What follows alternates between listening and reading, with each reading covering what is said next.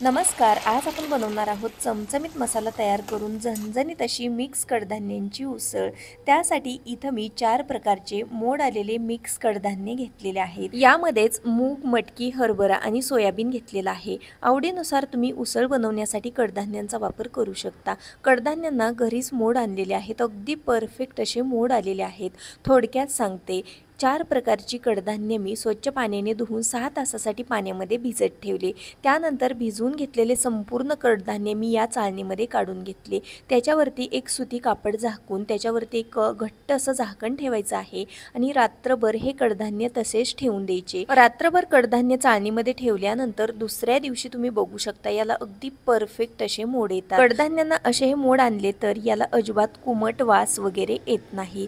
चाळणीमधले कडधान्य हलक्या हाताने आपल्याला मोकळे करून घ्यायचे. त्यानंतर हे संपूर्ण कडधान्य मी एका बाउलमध्ये काढून घेते.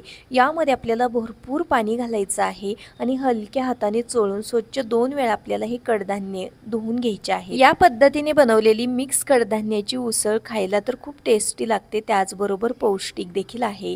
इथं बघा, अगदी हलक्या हाताने चोळून आपल्याला हे कडधान्य आहेत ते धुवून घ्यायचे आहेत. एक पाण्याने धुतल्यानंतर पुन्हा एकदा यामधलं पाणी काढायचं आहे आणि स्वच्छ पाण्याने आपल्याला हे कडधान्य धुवून घ्यायचे. असं करत 2 वेळा हे कडधान्य धुवून झालेले आहेत. थोड्या वेळासाठी बाजूला ठेवूयात. उसळ बनवण्यासाठी एक छोटंसं वाटण बनवूयात, त्यामुळे उसळ अगदी टेस्टी बनून तयार होते. त्यासाठी एका मिक्सर जारमध्ये काही सुक्या खोबऱ्याचे काप, जास्तीचा लसूण, आल्याचे तुकडे, सोबतच 2 हिरव्या मिरच्या घातलेल्या आहेत. फ्रेश कोथिंबीर घालायची आहे आणि पाण्याचा वापर न करता हे मिक्सरला अगदी बारीकसर असं वाटून घ्यायचं आहे. उसळमध्ये लसणाचा वापर थोडासा जास्त करायचा, त्यामुळे उसळ अगदी टेस्टी बनून तयार होते. वाटण बनवून तयार आहे. पुढच्या कृतीकडे वळूयात. गॅसवरती एक कढई गरम करायला ठेवली. कढई छान गरम झाली की यामध्ये फोडणी करता 2 पळे इतकं तेल घातलं. तेलाची क्वांटिटी तुम्ही तुमच्या आवडीनुसार कमी अधिक करू शकता. तेल छान गरम झालं की यामध्ये पाव चमचा मोहरी घातली. मोहरी छान फुलल्यानंतर आपल्याला पाव चमचा जिरे घालायचं आहे.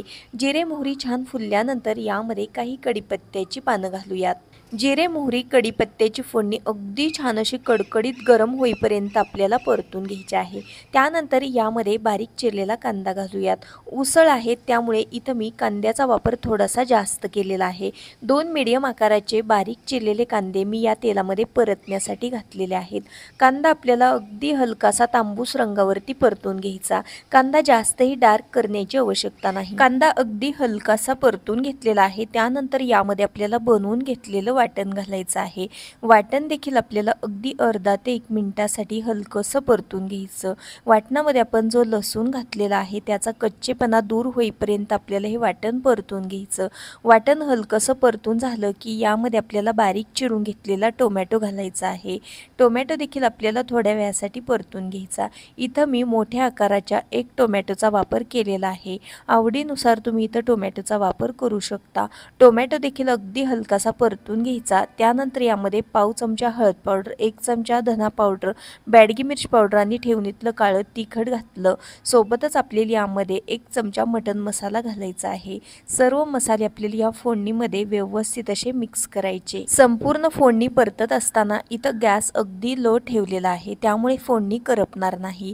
त्यानंतर यामध्ये आपल्याला मसाले शिजण्यासाठी अगदी थोडंसंच पाणी घालायचं आहे, साधारणपणे अर्धा वाटी इतकं. त्यानंतर चवीनुसार मीठ घातलेलं आहे. मीठ घातल्यानंतर हे मसाले एकदा व्यवस्थित मिक्स करते. गॅस थोडासा फुल करते. त्यानंतर मीडियम गॅसवरती आपल्याला हे मसाले अगदी छान असे तेल सुटेपर्यंत शिजवून घ्यायचे आहेत. अधूनमधून हलवत आपल्याला यामधला टोमॅटो छान असा शिजेपर्यंत आपल्याला हे शिजवून घ्यायचं आहे. इथं बघा, अधूनमधून हलवत हे मसाले अगदी छान असे मी तेल सुटेपर्यंत परतून घेतलेले आहेत. परतून घेतलेल्या मसाल्यांमधून अगदी व्यवस्थित असं तेल रिलीज झालेलं आहे. असे हे मसाले परतले तर आपली उसळ अगदी खमंग बनून तयार होते. त्यानंतर यामध्ये आपल्याला मोड आलेले कडधान्य घालायचे आहेत. संपूर्ण कडधान्य मी यामध्ये घातल्यानंतर याला व्यवस्थित असं एकदा मिक्स करते. मिक्स केल्यानंतर गॅस फुल करायचा आहे आणि त्यानंतर यामध्ये आपल्याला गरम केलेलं पाणी घालायचं आहे. उसळ शिजण्या इतकंच पाणी मी यामध्ये घालणार आहे, कारण ही उसळ आहे ती मी सुक्की बनवणार आहे. जर का तुम्हाला याचा रस्सा बनवायचा असेल तर थोडंसं पाणी तुम्ही जास्त घालू शकता। यामध्ये मी कडधान्य शिजतील इतकंच पाणी घातलेलं आहे, कारण ही उसळ मला सुक्की बनवायची आहे। रस्सा बनवत असाल तर थोडंसं पाणी जास्तीचं घाला। आता याला एक छान अशी दणकून उकळी काढायची आहे। त्यानंतर गॅस अगदी लो टू मीडियम ठेवायचा, याच्यावरती झाकण ठेवायचं आहे आणि यामधले कडधान्य शिजेपर्यंत आपल्याला अधूनमधून हलवत याला शिजवून घ्यायचं आहे। कडधान्य भिजवल्यामुळे पटकन शिजतात, त्यामुळे ही उसळ मी कढईमध्ये बनवत आहे। हवं असल्यास तुम्ही हीच उसळ कुकरमध्ये देखील बनवू शकता। उसळ शिजत असताना अधूनमधून 1 ते 2 वेळा मी हलवून घेतलेली होती। त्यानंतर या इथं ही उसळ अगदी व्यवस्थित अशी शिजलेली आहे। याच्यावरचं मी झाकण काढलेलं आहे, यामधलं पाणी देखील बऱ्यापैकी आटलेलं आहे। बारीक चिरलेली कोथिंबीर घालते आणि याला एकदा व्यवस्थित मिक्स करते। उसळ शिजली आहे का नाही हे पाहण्यासाठी यामधला हरभरा हाताने दाबून बघितला तर लगेचच कळतं की उसळ शिजली आहे का नाही ते। याला एकदा व्यवस्थित मिक्स करते। त्यानंतर या इथं आपली मस्त अशी भन्नाट चवीची मिक्स कडधान्याची उसळ बनवून तयार झालेली आहे। बनवून घेतलेली उसळ मी एका प्लेटमध्ये काढून घेते। त्यानंतर तुम्ही बघू शकता उसळला रंग काय सुंदर आलेला आहे।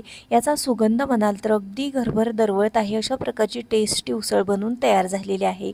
ही उसळ तुम्ही चपातीसोबत, भाकरीसोबत किंवा भातासोबत खाऊ शकता। चवीला भन्नाट लागते। टिफिनसाठी देखील ही उसळ अगदी पटकन बनवून देता येते। तुम्ही देखील या पद्धतीने बनवलेली मिक्स कडधान्याची उसळ एकदा नक्की ट्राय करा, तुम्हाला नक्कीच आवडेल अशी खात्री आहे। आजचा हा व्हिडिओ तुम्हाला थोडा जरी आवडलेला असेल तर व्हिडिओला प्लीज एक लाईक नक्की करा। चॅनलवरती नवीन असाल तर सबस्क्राईब करा। पुन्हा भेटूयात आपण अशाच एका नवीन आणि छानशा रेसिपीसोबत। तोपर्यंत बाय बाय।